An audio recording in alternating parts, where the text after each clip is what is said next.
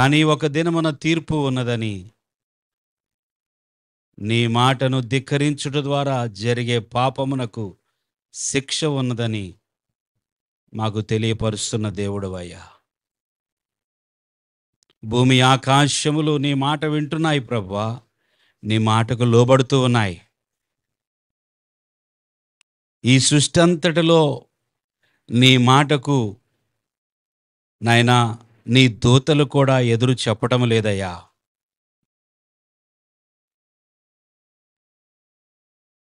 ఈ రాత్రి మేము నీ మాటకు లోబడుటకు సహాయం చేయండి.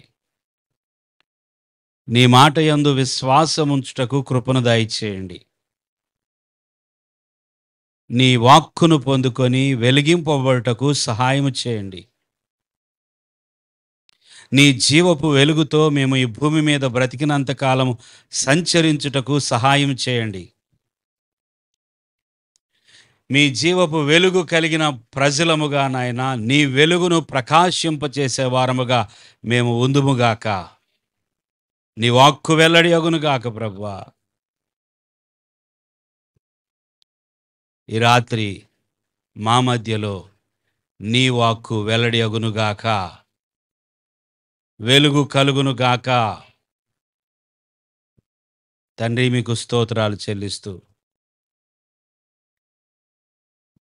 ఈ రాత్రి మా అందరితో మాట్లాడమని, మీ చిత్తమును జరిగించుకొనమని యేసు నామములో స్తుతించి వేడుకొని ప్రార్థిస్తున్నాము తండ్రి, ఆమేన్.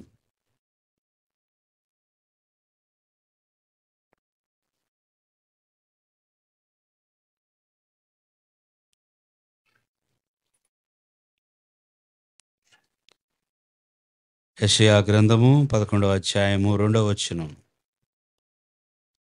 యెహోవా ఆత్మ జ్ఞాన వివేకములకు ఆధారమగు ఆత్మ, ఆలోచన బలములకు ఆధారమగు ఆత్మ, తెలివిని యెహోవా ఎడల భయభక్తులను పుట్టించు ఆత్మ అతని మీద నిలుచును. గత 5 బైబిల్ స్టడీలు మనం వింటూ ఉన్నాం. గడిచిన 4 బైబిల్ స్టడీల్లో యెహోవా ఆత్మ గురించి విన్నాం. రెండవదిగా వివేచన ఆత్మ గురించి విన్నాం. మూడవదిగా జ్ఞానమిచ్చే ఆత్మ గురించి విన్నాం. నాలుగవదిగా గ్రహించే ఆత్మ గురించి విన్నాం. ఈరోజు బలమునిచ్చే ఆత్మ. అందరూ ఆ మాట చెప్పండి. ఏ ఆత్మ అండి? ఒకే ఆత్మ 7 రకాలుగా 7 విధాలుగా పనిచేస్తున్నట్లుగా మనం చూస్తున్నాం. ఈ 7 అంతల ఆశీర్వాదము మనము పొందుకోవాలని దేవుడు ఆశిస్తున్నాడు. దేవుని యొక్క 7 అంతల ఆత్మ మన మీదకి రావాలి. హల్లెలూయా. దేవుని యొక్క 7 అంతల ఆత్మను మనము పొందుకుంటే మనము ప్రభువు కొరకు సాక్షులంగా ఉంటాం. హల్లెలూయా. స్పిరిట్ ఆఫ్ మైట్, బలమునిచ్చే ఆత్మ. ఏమిస్తుందంటండి ఆత్మ? బలము. మనము బలం కోసము ఆహారం తీసుకుంటున్నాం భూమి మీద. ఇంకా బలము చాలడం లేదని వైద్యుల దగ్గరికి వెళ్ళి బలానికి సంబంధించిన టాబ్లెట్స్ తెచ్చుకుంటున్నాం. ఇంకా బలము చాలటం లేదని టానిక్ తాగుతూ ఉన్నాం కదా.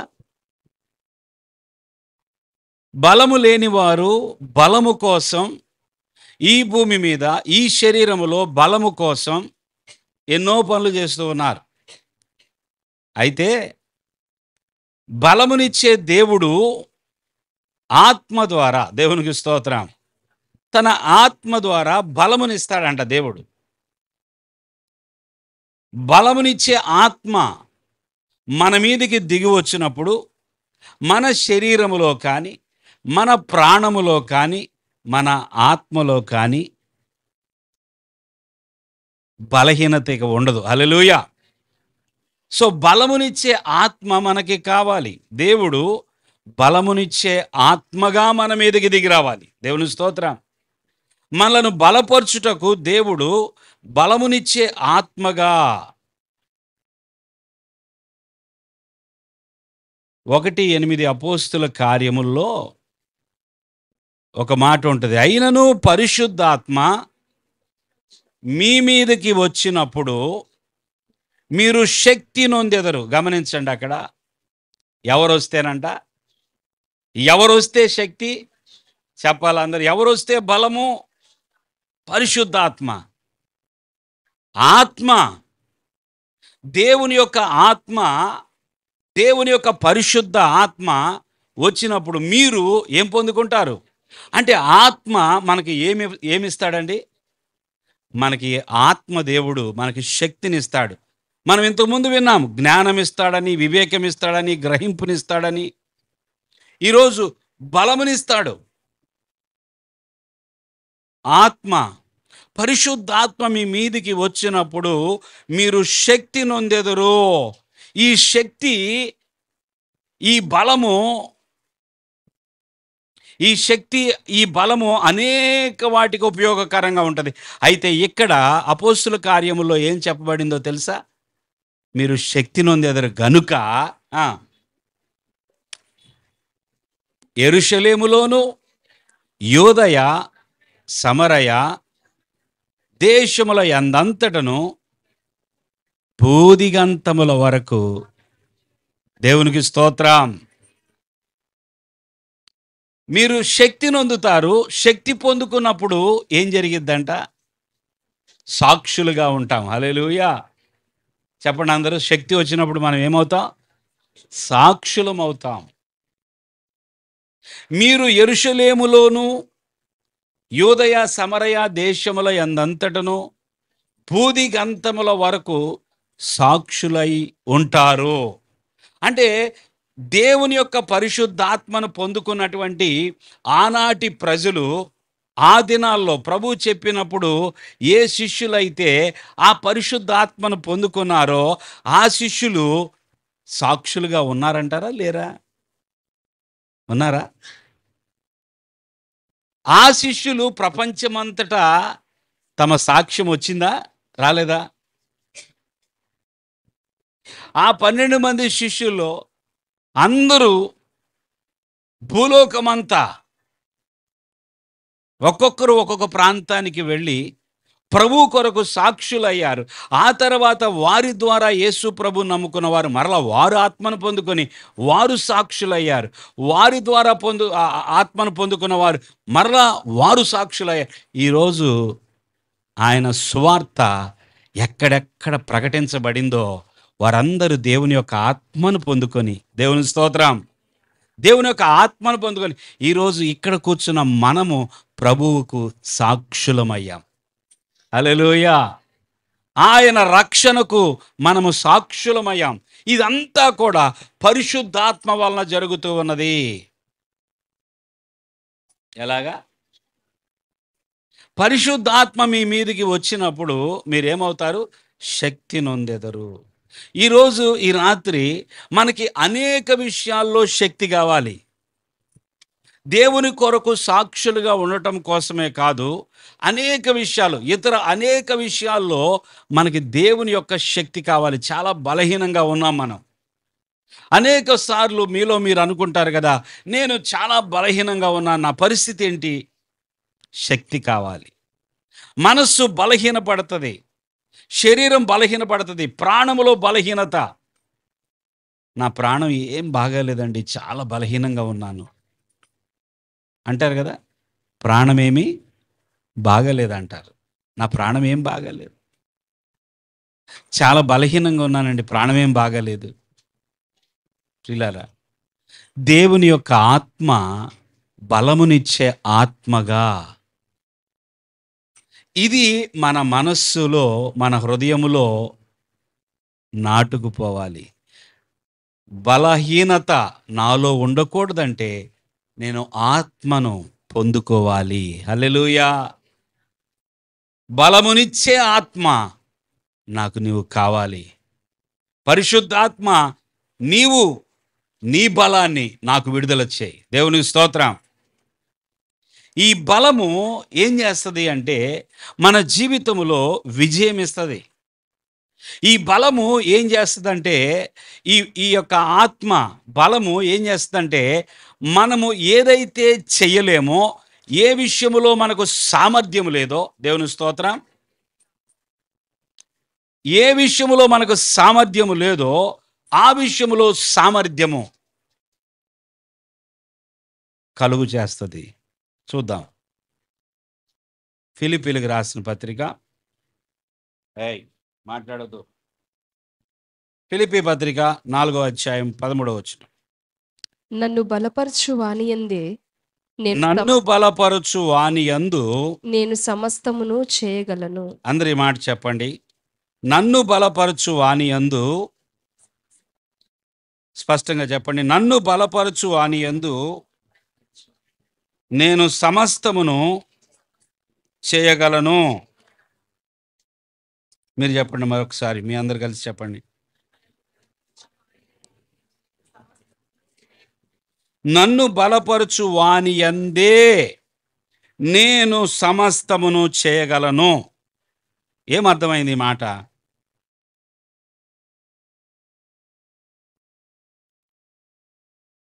నాకు బలమిచ్చే ఆ బలాన్ని బట్టి, నాకు బలమిచ్చే వానిని బట్టి నేను సమస్తమును చేయగలను.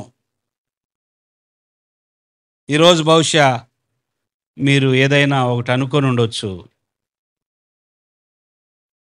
ఆ పని నేను చేయలేనులే, నా వల్ల కాదు, నాకు శక్తి లేదు, ఈరోజు నేను చేయలేనులే, రేపు చూద్దాం. ఏదైనా చేయాలి అనుకున్నప్పుడు మీ శరీరంలో బలం ఉంటే ఏం చేస్తారు? వెంటనే చేస్తారు. ఏదో చేయాలనుకున్నారు కానీ ఏం లేదు, బలం లేదు. అప్పుడు నేను చేయలేను అంటాం.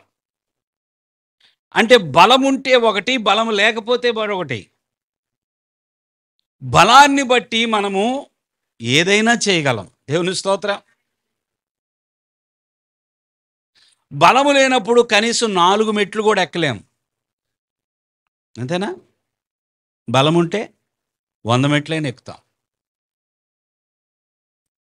చూడండి, నన్ను బలపరుచు వాని యందే, నన్ను బలపరిచే క్రీస్తు యందే నేను సమస్తమును చేయగలను అంటున్నాడు దైవజనుడు. హల్లెలూయా. అంటే దేవుని యొక్క ఆత్మ మనలను బలపరిస్తే, దేవుడు మనలను బలపరిస్తే మనం సమస్తం చేయగలం. అదే మన బలముతో, మన శక్తితో మనము చేయాలనుకుంటే కొన్ని చేయగలం మన బలముతో, ఆ తర్వాత మన బలం అయిపోయింది. ఇక ఈ రోజుల్లో మనుషులు చాలా వరకు దేనికైనా సరే, ప్రయాణానికైనా, పనికైనా, ఎటువంటి పనికైనా ఎక్కువగా దేని మీద ఆధారపడుతున్నాం మనం? వస్తువుల మీద. అవునా కదా? ఒకప్పుడు వాషింగ్ మిషన్స్ ఉన్నాయా? ఇప్పుడు వాషింగ్ మిషన్ వచ్చింది కదా, అది ఏం చేస్తుంది? రోజుకి వాషింగ్ మిషన్ ఎన్ని బట్టలు ఉతకగలదు? ఎన్ని వేస్తే అన్ని ఉతికిద్ది. అవునా కదా? అంటే మనిషికి లేని సామర్థ్యం దేనికి ఉంది? ఇప్పుడు ఒక వస్తువుకు ఉంది, ఒక మిషన్కు ఉంది, ఒక ఎలక్ట్రానిక్ పరికరానికి ఉంది. మనము చెయ్యనివి అవి చేస్తున్నాయి. వాటికి కావలసింది ఏంటో మనము వాటికి ఇస్తాం. కరెంట్ సప్లై కావాలి, వాటికి ఏమేమి ఇవ్వాలో మొత్తం అవి ఎంతైనా పనిచేస్తున్నాయి. ఒక ఇంతకు ముందు రోజుల్లో ఎంత దూరమైనా సరే, 10 కిలోమీటర్లు అయినా సరే ఏం చేసేవాళ్ళు? చక్కగా నడుచుకుంటా వెళ్ళిపోయారు. ఆ తర్వాత మెల్లగా జంతువుల మీద, ఆ తర్వాత మళ్ళీ వస్తువుల మీద, ఇప్పుడు ఎన్నో రకాల వాహనాలు. 4 అడుగులు వేయటానికి కూడా ఏం చేస్తున్నాం మనం? మన దగ్గర ఉన్న వాహనాన్ని తీస్తున్నాం. ఇక్కడే కదా అని చెప్పి నడుస్తున్నామా? నడవట్లా. వాటి యొక్క బలము, వాటి యొక్క బలం మీద మనం ఆధారపడుతున్నాం కదా ప్రియులారా. ఇప్పుడు దేవుడు చెప్పే ఆత్మ బలం ఎలాంటిదో తెలుసా? మిషన్ కూడా చేయలేదు. దేవుని స్తోత్రం చెల్లించండి.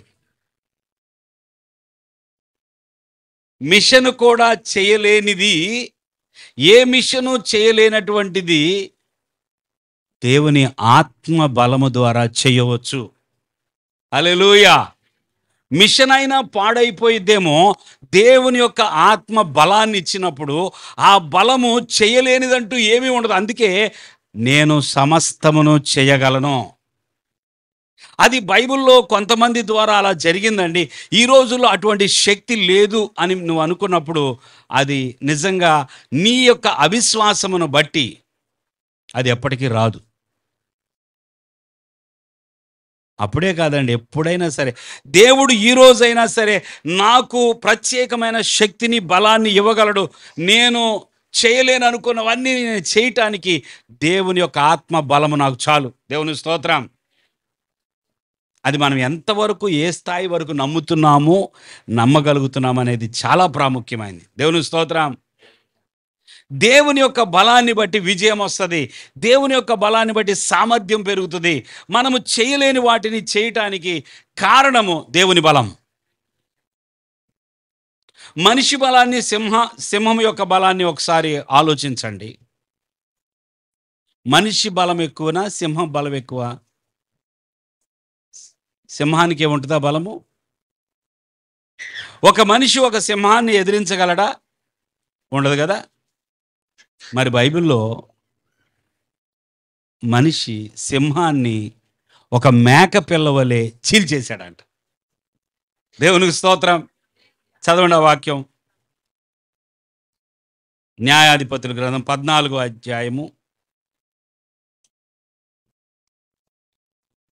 5-6 వచనాలు. అప్పుడు సంసోను తన తల్లిదండ్రులతో కూడా ఆ, తిమ్నాతునకు పోయి ఆ, తిమ్నాతు ద్రాక్ష తోటల వరకు వచ్చినప్పుడు తిమ్నాతు యొక్క ద్రాక్ష తోటల వరకు వచ్చినప్పుడు కొదమ సింహము అతని ఎదుటికి బొబ్బరించుచూ వచ్చెను. ఆ, యెహోవా ఆత్మ అతనిని ప్రేరేపింపగా. ఎవరంటండి ఇక్కడ?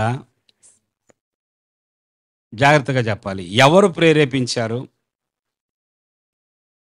యెహోవా ఆత్మ అతన్ని ప్రేరేపింపగా అతని చేతిలో ఏమీయూ లేకపోయినను. సంసోను చేతిలో ఏమైనా ఉన్నాయా? కత్తి, బళ్ళెము ఏదన్నా ఉందా? ఏమీ లేదు. సంసోను చేతిలో ఏమీ లేకపోయినను ఒకడు మేకపిల్లను చీల్చున్నట్లు అతడు దానిని చీల్చెను. దేవుని స్తోత్రం చెల్లిద్దాం.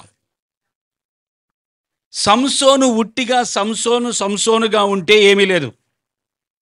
దేవుని స్తోత్రం.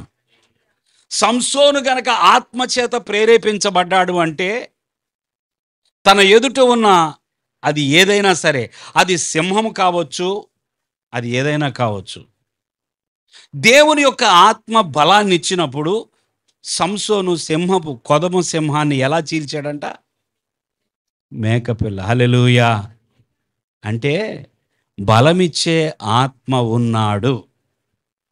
హల్లెలూయా. బలమిచ్చే ఆత్మ ఉన్నాడు. సంసోను యొక్క బలాన్ని బట్టి ఒక దేశము వణికిపోయింది. ఫిలిస్తీయులు సంసోన్ని మనం ఏమీ చేయలేము అంటే ఒక రాజు దగ్గర ఉన్న సైన్యము ఒక్క వ్యక్తిని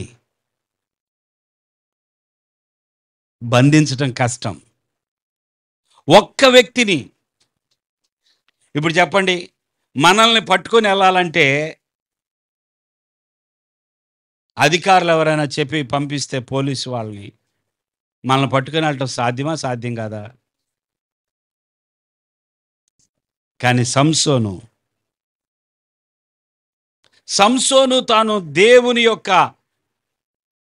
యొక్క ఆత్మ బలాన్ని పొందుకున్నప్పుడు సంసోనుని దేని చేత బంధించిన ఆ బంధకాలు ఉండవు. దేవుని స్తోత్రం.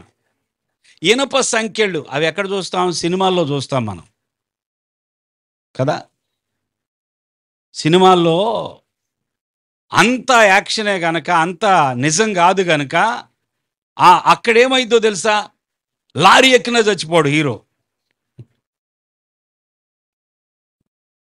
సైకిల్ ఎక్కితేనే కాళ్ళు ఇరిగిపోతున్నాయి, ఇక్కడ ఎముకలు ఇరిగిపోతాయి. మరి దానిలో లారీని కూడా నెట్టేస్తాడు. 100 మంది వచ్చి మీద పడ్డా కూడా ఏం చేస్తాడు చెప్పండి? కొట్టేస్తాడు. అది నిజం కాదు, అదేమో నిజం కాదు సినిమా, కానీ ఇది నిజం.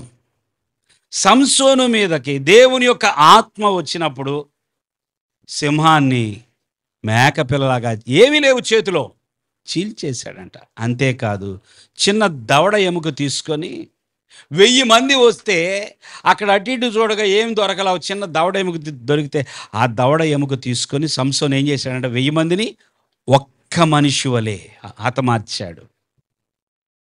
1000 మంది. ఆలోచించండి ఒక్కసారి, ఎంతమంది అండి? 1000 మంది. 1000 మంది అందరూ కూర్చొని ఉండగా ఒకసారి చూడండి, అందరినీ 1000 మంది గ్యాదరింగ్ ఉన్న చోట ఒకసారి చూసి అప్పుడు ఊహించుకోండి. ఇది సంసోను 1000 మందిని ఒకే ఒక వ్యక్తి వలె. ఇది ఏ బలం? ఇది ఆత్మబలం. దేవుని స్తోత్రం. ఇది దేవుని యొక్క ఆత్మ అతని మీదకి వచ్చినప్పుడు జరిగిన కార్యాలు. అంటే విజయము ఎలాగొచ్చింది సంసోనికి అంటే, ప్రతిసారి తనకి విజయం వచ్చింది ఎలాగూ అంటే దేవుని యొక్క ఆత్మ ప్రేరేపణ వల్ల. దేవుని స్తోత్రం.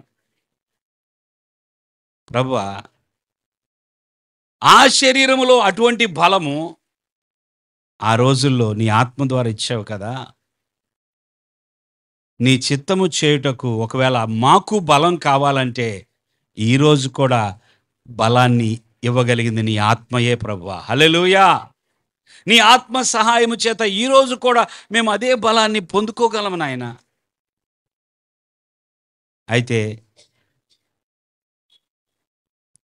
నేను మీకు ఇచ్చే బలం, మీరు ఈ భూమి మీద నా పని చేయాలి, నా చిత్తము చేయాలి.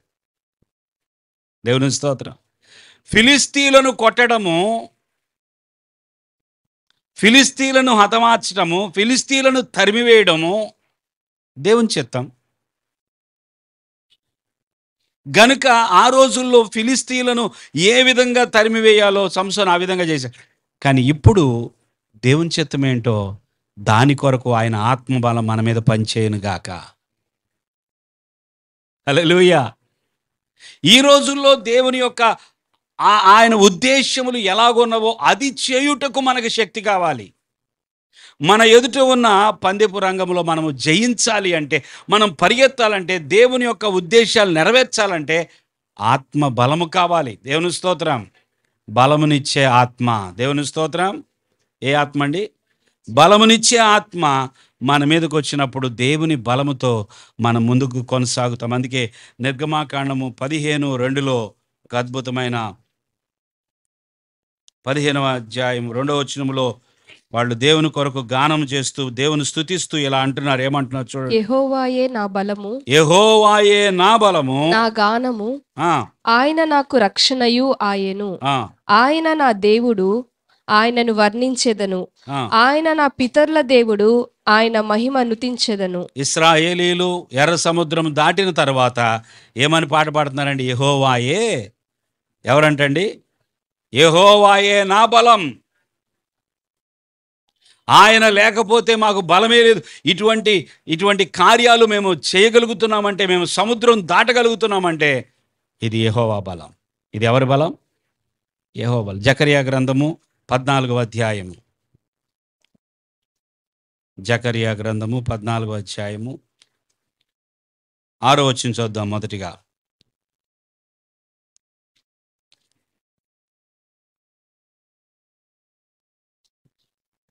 చదవమ్మా. ఆ? ఆ, నాలుగో అధ్యాయం 14 అన్నానా? 4వ అధ్యాయం 6వ వచనం చూడండి. అప్పుడతడు నాతో ఇట్లా నేను జెరుబ్బాబేలునకు ప్రత్యక్షమగు యెహోవా వాక్కు ఇదే, శక్తి చేతనైనను బలము చేతనైనను కాక నా ఆత్మ చేతనే ఇది జరుగునని సైన్యములకు అధిపతియగు యెహోవా సెలవిచ్చెను. చాలు. శక్తి చేతనైనను బలము చేతనైనను చెప్పండి కాక.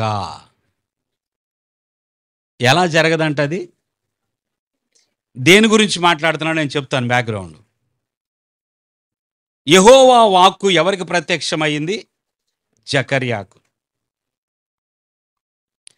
ఏమని మాట్లాడుతున్నాడు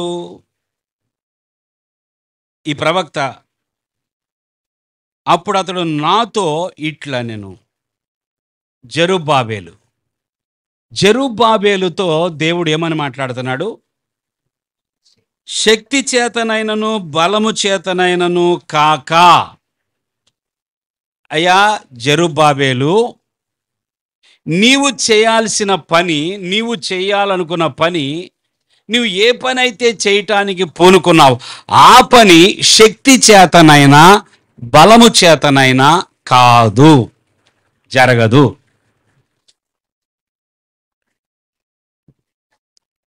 ఏదైనా సరే మనకు శక్తి ఉంటే చేయగలం కదా. కానీ దేవుడు ఏం చెప్తున్నాడో తెలుసా? ఇప్పుడు నువ్వు చేయాలనుకున్న పని ఇది శక్తి చేత బలము చేత జరిగే పని కాదు. మరి ఎలా ప్రభువా? నా ఆత్మ చేత. దేవునికి స్తోత్రం.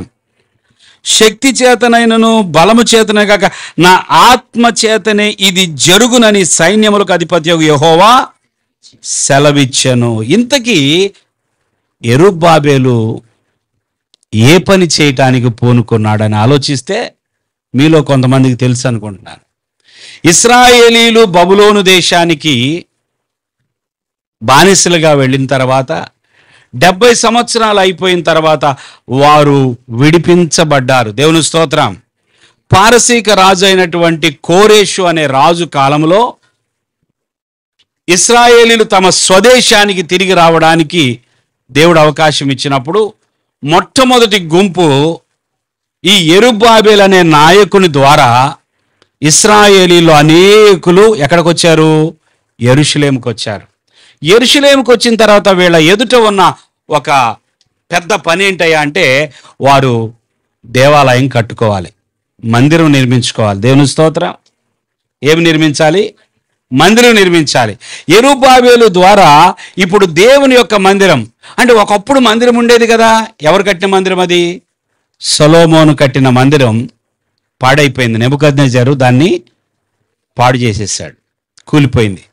వాళ్ళకి మందిరం లేదు.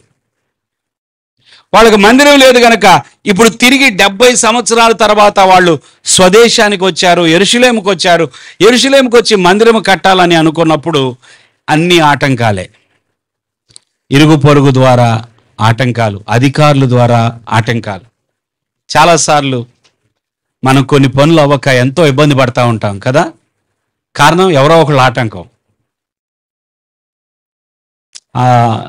ఎన్నో రోజుల నుంచి ప్రయత్నం చేస్తున్నానండి, నాకు ఆయన సంతకం చేయట్లేదు. ఎన్నో రోజుల నుంచి ప్రయత్నం చేస్తున్నా, నాకు లోన్ రావడం లేదు. ఎంతో ప్రయాసపడుతున్నాను, అందరు అడ్డొస్తున్నారండి. ఇరుగు పొరుగు వాళ్ళు అడ్డొస్తున్నారు, సొంత వాళ్ళు అడ్డొస్తున్నారు. యెరుబ్బాబేలు దేవుని యొక్క మందిరాన్ని కట్టాలనుకున్నప్పుడు చాలా ఆటంకాలు ఎదురైనాయి.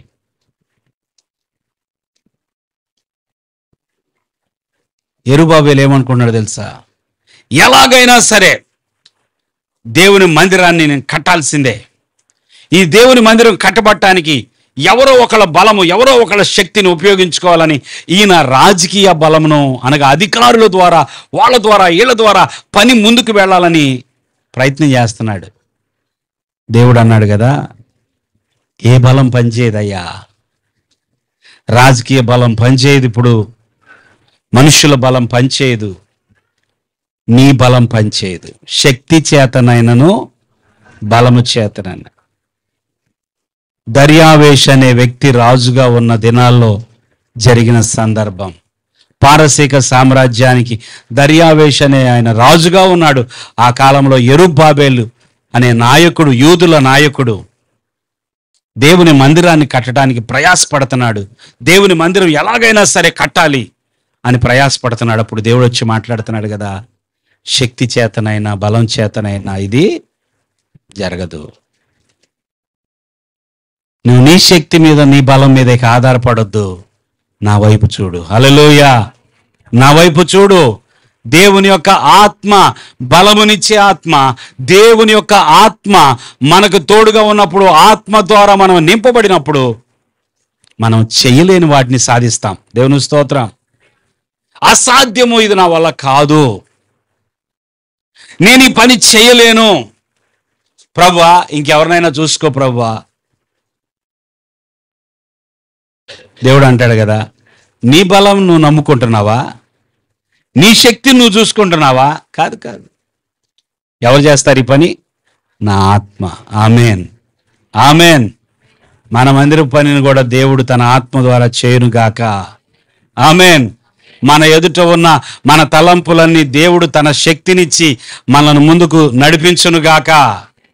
యెరుబ్బాబెలు బాధపడొద్దు, శక్తి చేత బలము చేత కాదు. అందుకే పాట కూడా ఉన్నది కదా, శక్తి చేత కాదనెను, బలముతో ఇది కాదనెను.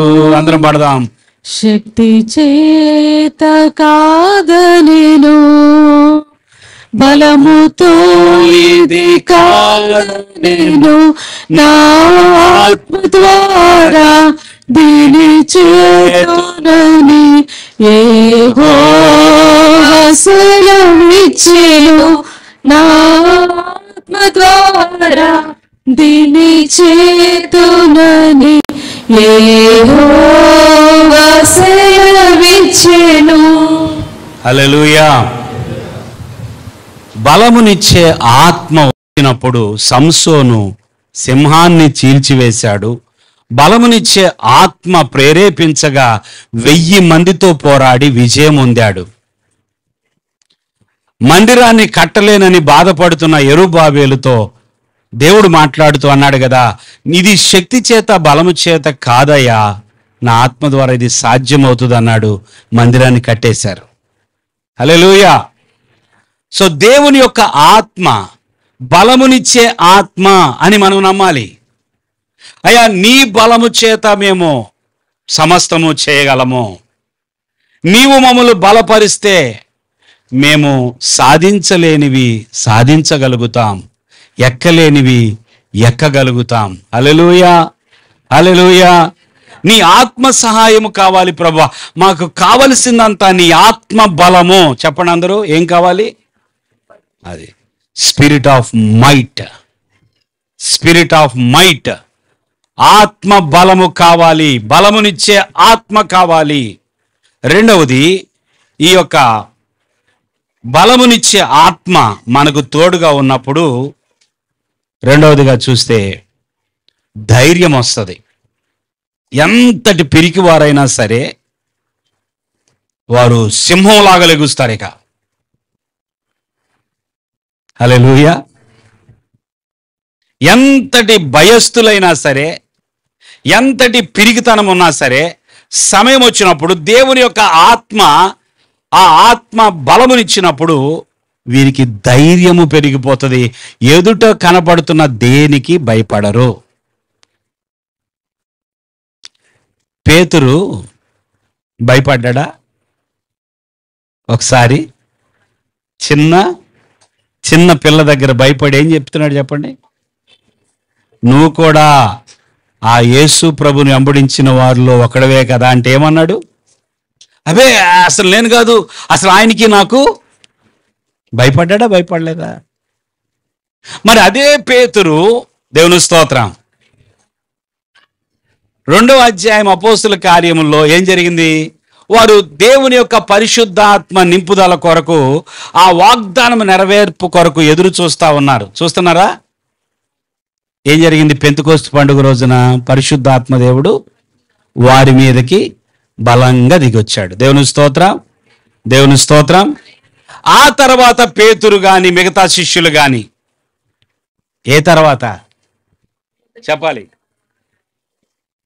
ఆత్మ ద్వారా నిండుకున్న తర్వాత వీరు వాక్యము చెప్పొద్దంటే సర్లే చెప్పంలే అన్నారా? యేసు ప్రభు చనిపోయి సిలువేయబడి ఆయన పాతిపెట్టబడి 3వ దినాన తిరిగి లేచిన తర్వాత కూడా వీరు ఎక్కడ దాక్కుంటున్నారు? ఎప్పుడు ఇంట్లోనే ఉంటున్నారు, బయటికి రావట్లేదు అసలు. ప్రభు 3వ దినాన లేచిన తర్వాత వీరు ఒక ఇంటిలో తలుపులు వేసుకొని ఉండగా అందరూ ఒక చోటే ఉన్నారు. అవునా కాదా? మరి పెంతెకోస్తు పండుగ తర్వాత ఏమైంది? అందరూ ఒక చోటే ఉన్నారా? ఒక ఇంట్లోనే ఉన్నారా? ఒక గదిలోనే ఉన్నారా? మనుషుల మధ్యకి రాలేదా? వాళ్ళు వచ్చేశారు. మరి ఆ పిరికితనం ఏమైపోయింది? దేవుని బిడ్డలారా గ్రహించండి. భయం ఏమైపోయిందని అడుగుతున్నా. మనలో చాలా మందికి చాలా విషయాలు భయం ఉన్నది.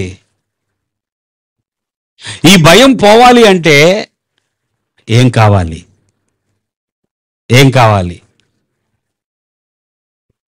ప్రభువుకి సాక్షులుగా ఉండాలి అంటే ఏం కావాలి? ఆత్మ కావాలి, ఆత్మ నింపుదల కావాలి. దేవుని స్తోత్రం. ఆత్మ బలము కావాలి. బలమునిచ్చే ఆత్మ మన మీద ఉన్నప్పుడు ధైర్యం.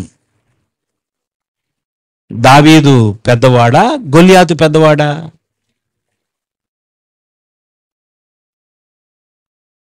అసలు ఆ గొల్యాతు ఎదుట నిలబడటానికి రాజు ముందుకెళ్ళాడా? సౌలు ముందుకు వెళ్ళాడా? సైన్యములో నుంచి ఎవరైనా ఒక్కరైనా ముందుకు వెళ్ళారా? గొల్యాతు ఓడిపోతే ఓడిపోయారులే, నేను పోరాడతా నీతో అని ఒక్కరైనా ముందుకు వెళ్ళారా? 40 రోజులు. చిన్నవాడు దావీదు ఏం చేస్తున్నాడండి? నేను పోరాడతానని చెప్పి ముందుకు వచ్చాడు. ఈ ధైర్యం ఎక్కడి నుంచి వచ్చింది?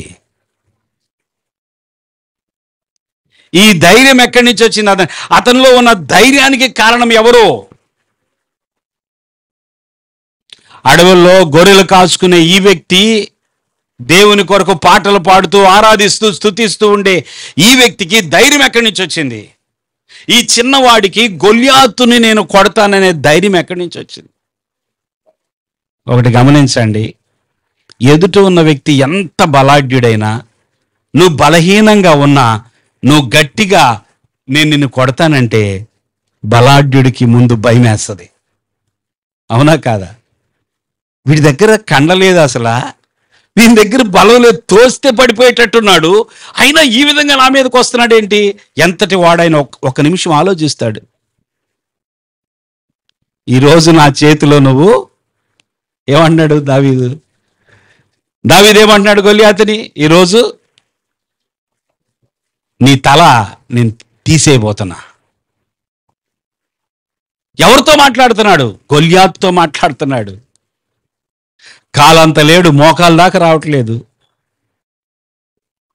ఆ గొల్యాతు యుద్ధ శూరుడు.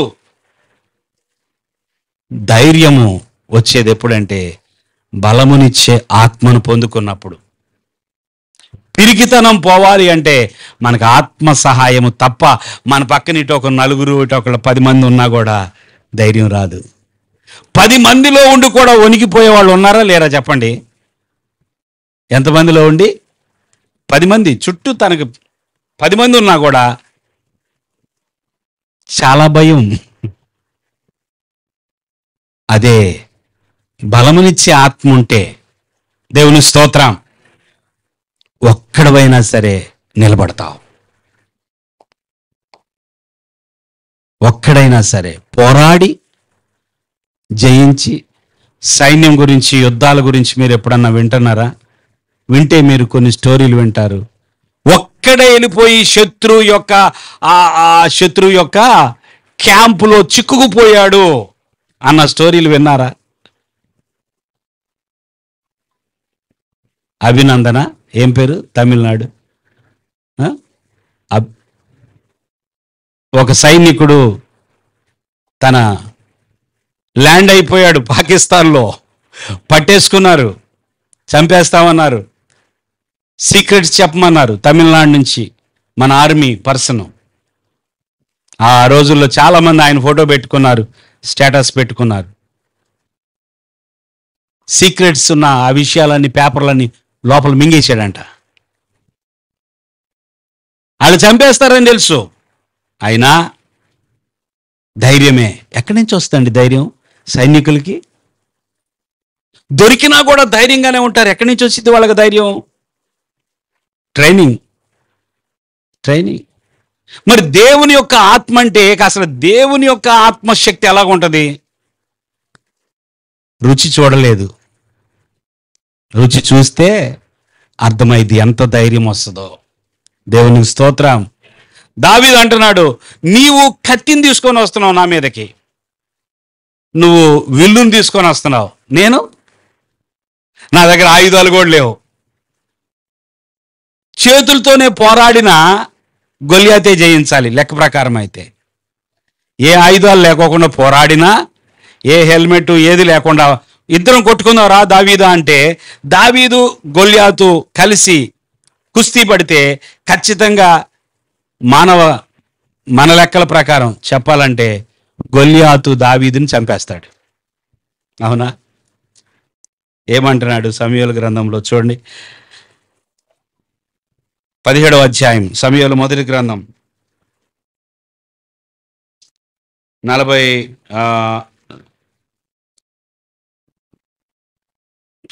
నుండి చదవండి.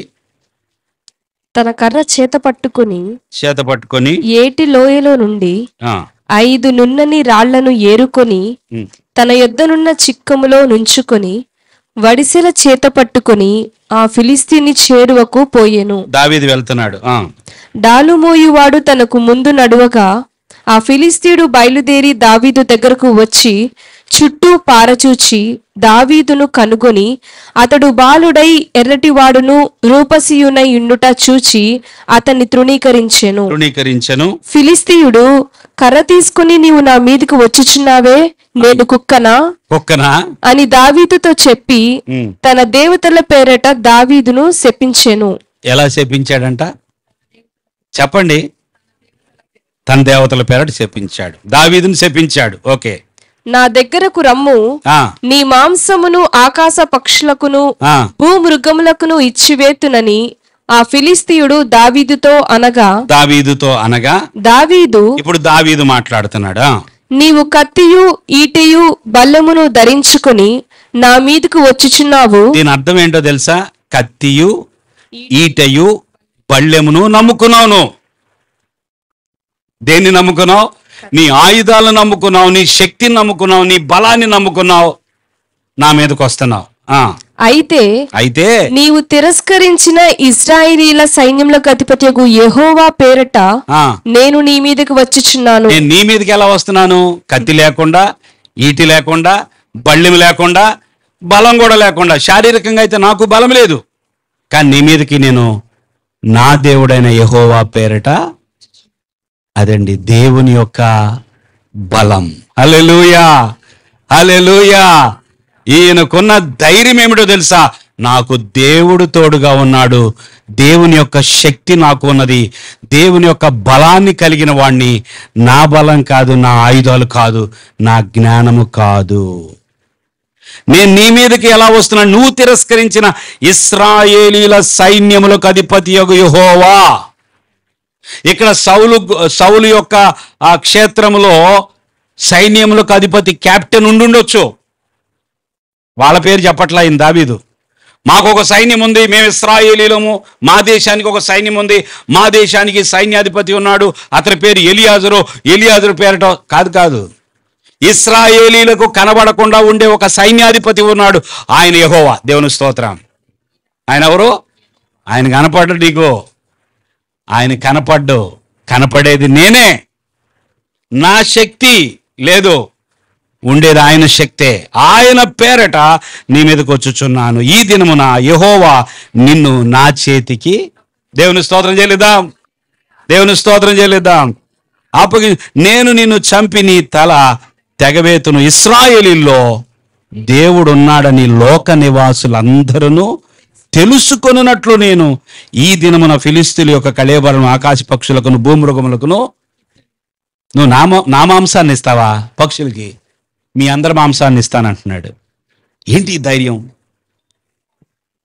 తర్వాత సంగతి, జయిస్తాడా జయించడా అనే తర్వాత సంగతి. అసలు ఈ మాట ఎలా వస్తుంది? ఇంత ధైర్యంతో కూడిన మాటలు ఎలా వస్తున్నాయి? దేవుని బలం. హల్లెలూయా. ప్రియులారా, మనం చాలాసార్లు మన బలాన్ని చూసుకొని బ్రతుకుతున్నాం. కాదు ప్రభువా, ప్రతి దినం ప్రతి విషయంలో నీ శక్తి నాకు కావాలి. ఏం కావాలి? నీ శక్తి కావాలి, నీ బలము కావాలి. 37వ వచనం చదివేశాం కదా. 17. అప్పుడు యెహోవా ఆ, కత్తి చేతను ఈటె చేతను రక్షించువాడు కాడని ఈ దండు వారందరూ తెలుసుకొందురు. యుద్ధము యెహోవాదే. యుద్ధము ఎవరిది? యెహోవాదే. ఇది ప్రియులారా, బలమునిచ్చే ఆత్మ ఉన్నప్పుడు విజయం వస్తుంది, సామర్థ్యాన్ని మించి పనిచేస్తాం. బలమునిచ్చే ఆత్మ ఉన్నప్పుడు ధైర్యం వస్తుంది, ఆయుధాలు లేకపోయినా ఆత్మ ఉన్నాడని ముందుకు వెళ్తాం. హల్లెలూయా. ఆత్మ సహాయముతో అపోస్తులు ఎన్నో గొప్ప కార్యాలు చేశారు, ఎన్నో విజయాలు చూశారు. ఆత్మ సహాయముతో ఎన్నో ఆపదల్లో నుంచి బయటపడ్డారు. ఆత్మ సహాయముతో, ఆత్మ బలముతో వారు నిండుకున్న వారుగా, ఒకప్పుడు పిరికి వాళ్లే కానీ ఆత్మ బలాన్ని పొందుకొని గొప్ప కార్యాలు చేశారు. ఇది ఈ రోజుల్లో సాధ్యమా? చెప్పండి, మీరు చెప్పండి. కొంతమందికి సాధ్యమని ఉంది, కొంతమందికి ఇదన్నీ జరగవు అని ఉంది. దేవుడు ఎవరి విశ్వాసం చొప్పున వారికి ప్రతిఫలం ఇచ్చును గాక. ఆమేన్. దేవుని యొక్క ఆత్మ చివరిగా పరీక్షలో ఓర్పును సహనమును అనుగ్రహిస్తుంది. ఆత్మ బలం ఉన్నప్పుడు, నీకు పరీక్ష వచ్చినప్పుడు ఏమైంది? ఓర్చుకుంటావు. దేవుని స్తోత్రం. ఆత్మ బలం ఉన్నప్పుడు నువ్వు తట్టుకుంటావు, దేనైనా తట్టుకుంటావు. అమ్మో, నువ్వు కాబట్టి ఓర్చుకున్నావు కానీ నా వల్ల కాదమ్మా అంటారు కదా కొంతమంది. అసలు ఎట్లా భరించావు నువ్వు ఈ నొప్పి? నా వల్ల అయితే కాదు అంటామే. ఆత్మ బలం ఉన్నప్పుడు ఎంత నష్టమైనా నీ జీవితంలో, నీకెదురైనది ఎంత బలహీనపరిచేటటువంటి సమస్య అయినా నువ్వు తట్టుకుంటావు. హల్లెలూయా, హల్లెలూయా. ఎవరు జ్ఞాపకం వస్తున్నారు మీకు బైబిల్ నుంచి? ఎవ్వరూ నిజంగా భరించలేరేమో, కానీ ఆయన భరించాడు. దేవుని స్తోత్రం. తనకు జరిగిన నష్టం ఎంత? డబ్బులేనా నష్టపోయింది ఆయన? డబ్బులంటే పర్వాలా, సమస్తము నష్టపోయాడు. కుమారులు కుమార్తెలు అన్నీ పోయిన పర్లేదు, కానీ కన్నబిడ్డలు పోతే ఎలా ఓర్చుకున్నాడండి? ఆత్మబలం. హల్లెలూయా. ఏ బలం? ఆత్మబలం. దేవుని ఆత్మను కలిగి ఉన్నాడు గనుక, దేవునితో సంబంధంలో ఉన్నాడు గనుక యోబు ఏమంటున్నాడు తెలుసా? యెహోవా ఇచ్చెను, యెహోవాయే తీసుకొని పోయి, యెహోవా నామమునకు స్తుతి కలుగును గాక. ఆయన ఎప్పుడు సాక్ష్యం ఇస్తున్నాడంటే, జ్వరం తగ్గినాక సాక్ష్యం ఇవ్వట్లేదు ఆయన. జ్వరం తగ్గించాడు దేవుడు నాకు, మొన్నంతా జ్వరంతో బాధపడ్డాను, సంతోషం. దేవుని స్తోత్రం. యోబు పరిస్థితి ఏంటి చెప్పండి? ఎప్పుడు ఆయన దేవుని స్తుతిస్తున్నాడు?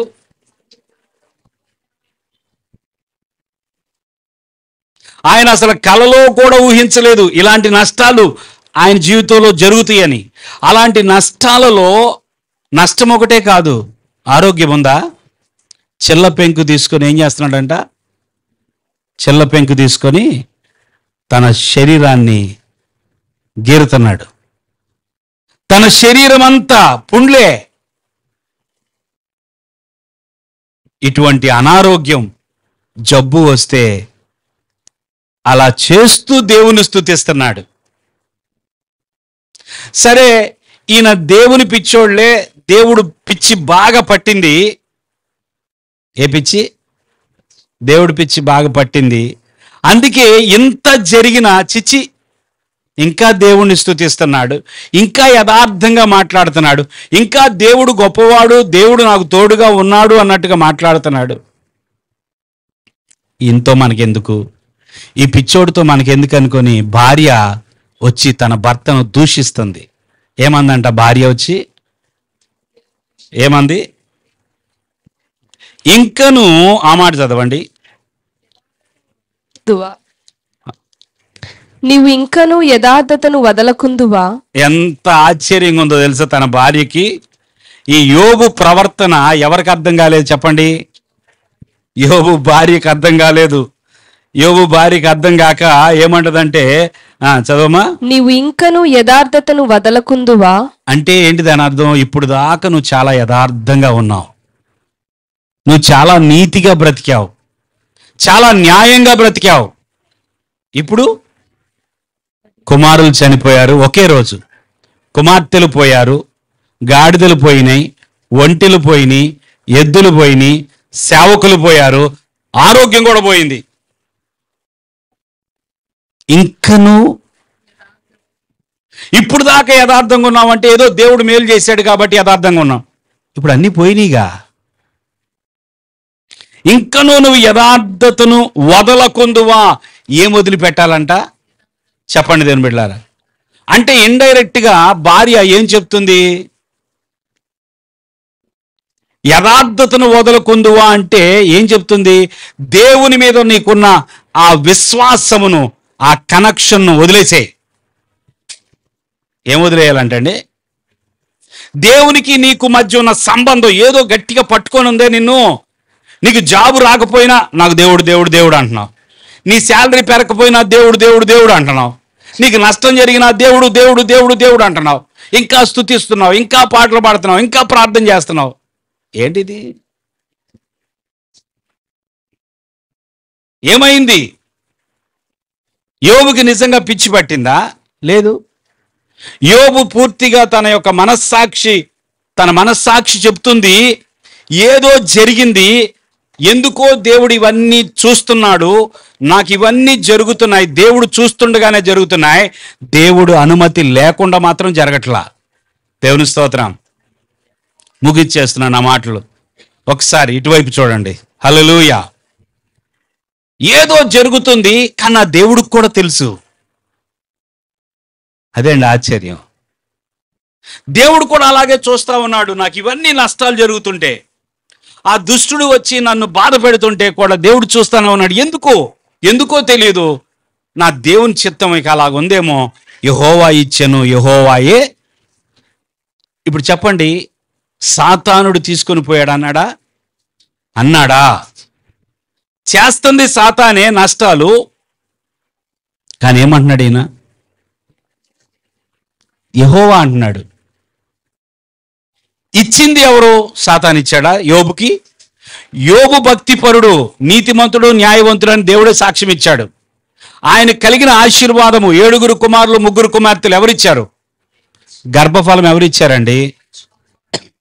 గర్భఫలం ఎవరిది? దేవుడిచ్చేది. ఆస్తి ఎవరు ఇవ్వాలి? దేవుడు నమ్ముకున్న వాడికి దేవుడే ఇవ్వాలి కదా. దేవుడే ఇచ్చాడు, దేవుడే తీసుకొని పోయాడు. దేవుని నామానికే స్తుతి కలుగును గాక. ఇంత ఓర్పు ఎక్కడి నుంచి వచ్చింది? ఇంత సహనం. కొన్ని ఇళ్లలో భర్తలు సహిస్తారు, కొన్ని ఇళ్లలో భార్యలు సహిస్తారు. వాళ్ళని చూసిన వాళ్ళు పక్కన వాళ్ళు బాధపడతా ఉంటారు, పాపం ఎంత సహిస్తుందో ఆ పిల్ల. అవునా కదా? ఎంత సహిస్తుందో పాపం, ఎంత కాలం నుంచి ఎంత ఇబ్బంది పెడుతున్నాడో తన భర్త, అయినా సహిస్తుంది, ఓర్చుకుంటుంది అంట. కొన్నిసార్లు ఆ భార్య ఎంత రాకాసండి, ఆ భర్త ఎలా బతుకుతున్నాడో ఏంటో అంటాం కదా. ఇప్పుడు మనం అర్థం చేసుకోవాల్సింది ఏంటో తెలుసా? నీకు పరీక్ష వచ్చినప్పుడు, చెప్పండి అందరూ, నాకు పరీక్ష వచ్చినప్పుడు, మళ్ళా చెప్పండి, ఓర్పునిచ్చేది, సహనమునిచ్చేది నా దేవుడే. హల్లెలూయా, హల్లెలూయా. ఆత్మ బలము మన మీదకి వచ్చినప్పుడు ఎలాంటి పరీక్షలోకి వెళ్ళినా మనం ఆ పరీక్ష పాస్ అవుతాం, ఫెయిల్ మాత్రం కాము. No failure. మనకి ఓటమి లేదు. మనము శోధించబడిన శోధనలో సువర్ణంగా మారి బయటకు వస్తాం. చప్పట్లు కొట్టండి.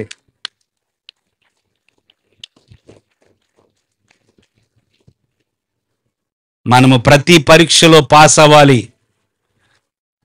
బొటాబొటిగా కూడా కాదు, ఫుల్ మార్కులు వచ్చేయాలి. దేవుని స్తోత్రం. యోబు గారికి వచ్చినట్లుగా మార్కులు రావాలి మనకి. యోబు అక్కడేనంటే ఇంకొక వ్యక్తి గురించి జ్ఞాపకం చేసి ప్రార్థన చేస్తాను. నూతన నిబంధనలో అపోస్తలుడైన పౌలు తన శరీరములో ఒక బలహీనత ఉన్నదంట. అది గుచ్చుతూ ఉంది, ఒక ముళ్ళు. ఆయన కూడా ప్రార్థన చేస్తున్నాడు. పౌలు ముఖాముఖిగా దేవుని యొక్క వెలుగును చూసినవాడు. దేవుని స్తోత్రం. దమస్కు మార్గములో ఆ పరలోకము నుండి ఆయనకి దర్శనం కలిగింది. దేవుడు స్వరం విన్నాడు, ఆ దేవుని వెలుగును చూశాడు, ఆయన ప్రకాశితం చూశాడు, కళ్ళు పోయినాయి, మరలా కళ్ళు వచ్చినాయి. అలాంటి వ్యక్తి ఏమని ప్రార్థన చేస్తున్నాడు ఒకరోజు? అయ్యా, ఈ ముళ్ళు తీసేయ్యా. దేవుని స్తోత్రం చెల్లించండి. ఏం తీసేయాలంట? ముళ్ళు తీసేయ్యా, ఇది నన్ను భలే ఇబ్బంది పెడుతుంది అయ్యా. ముళ్ళు అంటే నిజమైన ముళ్ళు కాదు, తన శరీరంలో ఉన్న ఒక బలహీనత, ఒక రోగం. దేవుడు అంటున్నాడు కదా, నా కృప నీకు చాలు. 3 సార్లు ప్రార్థన చేసిన తర్వాత వచ్చిన జవాబు ఏంటో తెలుసా? చెప్పండి. ముళ్ళు తీసేశాను అన్నాడు దేవుడు. అవునా? ఏమన్నాడు దేవుడు? నా కృప నీకు చాలు, ముళ్ళు మాత్రం తీయను అన్నాడు. అంతే. మరి ఈ ముళ్ళు తను బహుగా హెచ్చింపబడుకుంటున్నట్లు అతిశయించి పడిపోకుండా ఉండాలని దేవుడే అనుమతించాడంట ఆ చిన్న బలహీనతను. అప్పుడు పౌలు ఏం చేశాడంటే, ఛీ, ఏం దేవుడు అయ్యా నువ్వు అసలా అన్నాడు. అంతేనా? చెప్పట్లా మీరు? ఏమన్నాడు పౌలు? అసలు నీకు మనస్సాక్షి ఉందయ్యా? నేను ఎంత గొప్ప సేవకున్నయ్యా, నా ద్వారా ఎన్ని కార్యాలు జరిగించుకుంటున్నాను, నన్ను ఎంతగా వాడుకుంటున్నావు కదయ్యా. చనిపోయిన తర్వాత చచ్చిపోయిన యవనస్తుడిని కూడా నేను మళ్ళీ ప్రార్థన చేస్తే బతికాడు కదయ్యా. నా ప్రాణం ఇవ్వడానికి కూడా సిద్ధంగా ఉన్నా, అలాంటి నాకు ఈ ముళ్ళు ఎందుకు అనుమతించావయ్యా అంటే దేవుడు అన్నాడు, నా కృప నీకు చాలు. అప్పుడు ఈయనేమన్నాడు తెలుసా? నా బలహీనతలు యందే నేను సంతోషిస్తానన్నాడు. క్రీస్తు నిమిత్తము నేను పొందుకున్న బలహీనతను బట్టి నేను ఓర్చుకుంటా, నేను సంతోషిస్తాను. నేను ఎప్పుడు బలహీనుడు అప్పుడే బలవంతుడు అన్నాడు. అలాంటి జీవితం కావాలి అంటే ఆత్మ, దేవుని ఆత్మ, బలమునిచ్చే ఆత్మ మనం నిండుకున్నప్పుడు దేవుని కొరకు సాక్షులుగా ఉంటాం. 3 మాటలు చెప్పాను ప్రియులారా. విజయము రావాలి అన్నా, మన సామర్థ్యానికి మించి మనం పనిచేయాలన్నా దేవుని యొక్క బలం కావాలి. దేవుని స్తోత్రం.